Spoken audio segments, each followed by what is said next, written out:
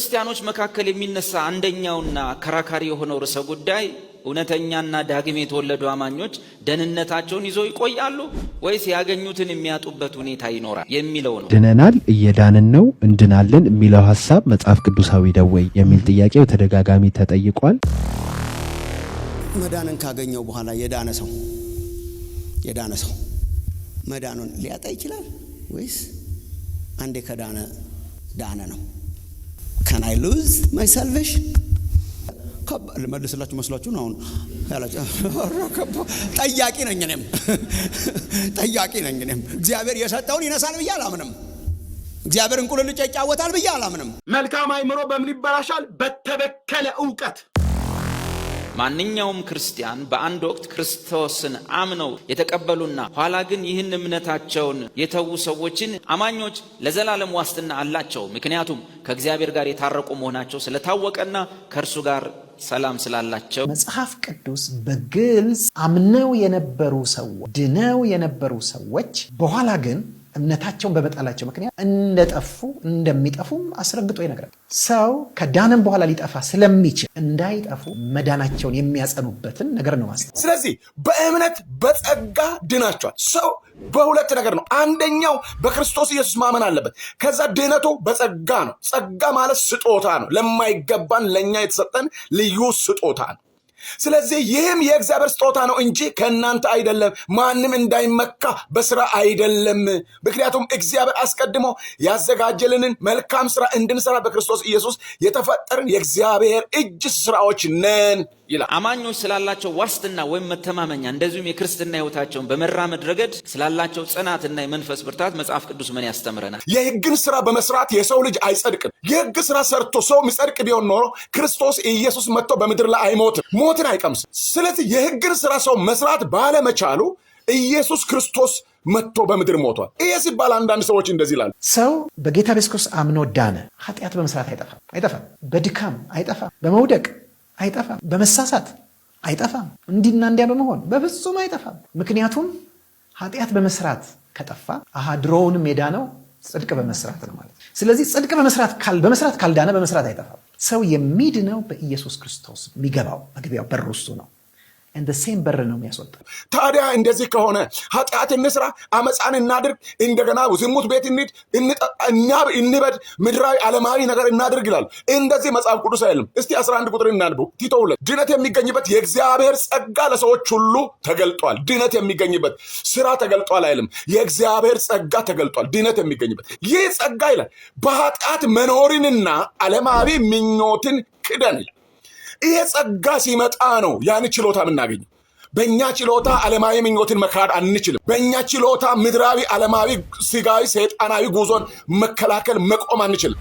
ግን ጸጋው ሲመጣ በኃጢአት መኖርን ዓለማዊ ምኞትን እንድንክድ ያደርጋል። እግዚአብሔር ቃል አይቀየርም። የእግዚአብሔር ባህሪ አይቀየርም። እውነት አይቀየርም። አትስረቅ ያለው አምላክ ዛሬ ስረቅ አይልም በፍጹም። አታመንዝር ያለው አምላክ ዛሬ አመንዝር ብሎ አይፈቅድም በፍጹም። አባትህንና እናትህን አክብር ትናንት ሲል የነበረው አምላክ ዛሬ ደግሞ አቃላቸው አይልም በፍጹም። ሰንበቴን ጠብቅ አስበው ትጠብቀው ዘንድ በ6 ቀን ስራህን ስራ ተግባርህን ሁሉ ፈጽም። 7ኛው ቀን ግን የእግዚአብሔር የአምላክህ ሰንበት ነው። በእርሱ አንተም ሎሌህም ገረድህም ወንድ ልጅህም ሴት ልጅህም ምንም ነገር አትስሩበት። እርሱ የእግዚአብሔር ቀን ነው። የሁላችን ኃጢአት ከዘላለም ህይወት አንጻር ሂሳቡ የተዘጋ ነው። ኢየሱስ ከፍሎ ጨርሷል። እሱን ላንተ ብዬ ምቀንሰው አይደለም። አንተ ገና ለገና የሆነ ነገር ትሆናለህ ብዬ የኢየሱስን ወንጌል አልሸቅጥም። የአንድ አማኝ የእድሜ ዘመን ኃጢአቱ በኢየሱስ ተከፍሎ አልቋል። ይሄ ለሆነ ለፓስተር ከሌ ለጳጳስ ከሌ ተብሎ የሚሸቀጥ አይደለም። ኢየሱስ 100% በላይ ያድናል። ሙሉ በሙሉ ኃጢአታችን በእርሱ ላይ ወድቋል። ለዚህ ለቃምከውም ላጨስከውም ሁሉ ኢየሱስ ዋጋ ከፍሏል። ግን እንዳትዘናጋ መጨረሻ ያሳመር አይደለም። አሁኑኑ ነው ሂሳብን የምትከፍለው። አሁኑኑ ነው የምትቆነጠጠው። ስጋቸው ላይ የሚፈጸም ፍርድ ነው። በአማኞች ኃጢአት ላይ አላልኩ። በአማኞች ምን ላይ? እኔነት ላይ፣ ስጋ ላይ የሚፈጸም በኃጢአታቸው አማኞች ፍርድ ተፈጽሞበታል። መንፈሳችን ድኗል። ነፍሳችን እየዳነች ነው። ስጋችን ወደፊት ይደናል የሚለውን ሐሳብም ለማመልከት ፈልጉ። የሆነ ወገን ድነናል ማለት once saved always saved የሚል ግሩፕ አለ። በጌታ በኢየሱስ ክርስቶስ ሳምን መንፈሴ ዳግም ተወልዷል። አለቀ። ድኗል። ፒሪየድ። ከምን ካልከኝ ከዘላለም ሞት፣ ከኃጢአት ዕዳ፣ ከጨለማው ስልጣን አለቀ። ነፍሴ በድነት ሂደት ላይ ናት። የነፍስ መዳን አለ ብዬ አምናለሁኝ። ያም የአእምሮ መታደስ ነው።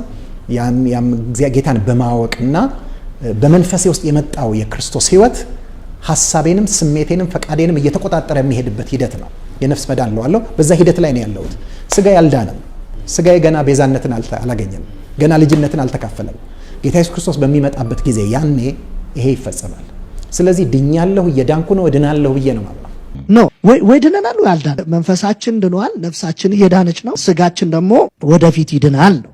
መጽሐፍ ቅዱስ ስጋችን ወደፊት ይድናል ይለወጣል ነው። ሌላ አካል እንለብሳለን ነው የሚለው መጽሐፍ ቅዱስ እንጂ ስጋችን ወደፊት ይድናል አይልም።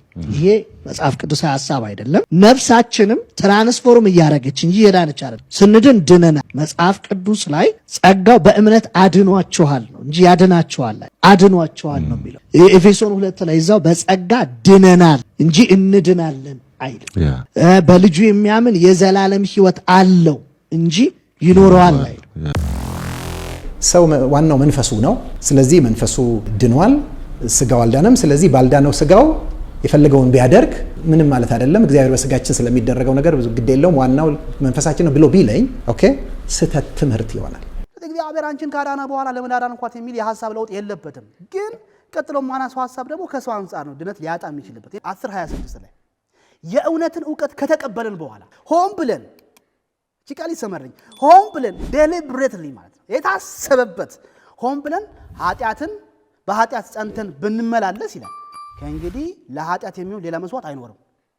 እና ምንድነው የሚጠብቀን ካለ ይቀጥላል 27 ላይ የሚቀረው ግን የሚያስፈራ ፍርድ የእግዚአብሔርን ጠላቶች የሚበላ ብርቱ እሳት ይጠብቅሻል። ማይ ጉድነስ የእውነትን ዕውቀት የተቀበለ ሰው ምዕራፍ 6 እንደሚነግረን ሊመጣ ያለውን ኃይል የቀመሱትን መንፈሳዊ ስጦታን ተካፋይ የነበሩትን እነዚህን ሰዎች እኮ ነው ሆን ብለው በኃጢአት ቢመላለሱ የሚጠብቃቸው እግዚአብሔር ለጠላቶቹ ያዘጋጀው ብርቱ ፍርድ ላንቺም ነው። ይሄ ቃል ላልዳነው አይደለም፣ የእውነትን ቃል ለተቀበለው ሰው ነው። የእውነትን ቃል ተቀብሎ ሆን ብሎ በኃጢአቱ ጸንቶ ለሚቀጥል ሰው እግዚአብሔር እንግዲህ አንዴ ያድኛለሁና አንዴ ወደ ቤት ያስገብቻለሁና ምንም እኔ ነኝ ጥፋተኛው ያኔ አይልም እግዚአብሔር። ሆን ብለሽ በኃጢአት መጥናትሽ ከእግዚአብሔር ጋር ህብረትን አለመፈለግ ያሳያል። ስለዚህ የእግዚአብሔርን መገኘት፣ የእግዚአብሔርን አልዎት፣ የእግዚአብሔርን ክብር መለማመድ የሚፈልግ ማንም ሰው ቢኖር እግዚአብሔርን ሕግጋት ማክበር ያስፈልጋል። በጸጋው፣ በኃይሉ፣ በመንፈሱ፣ በራሳችን ኃይል አይደለም።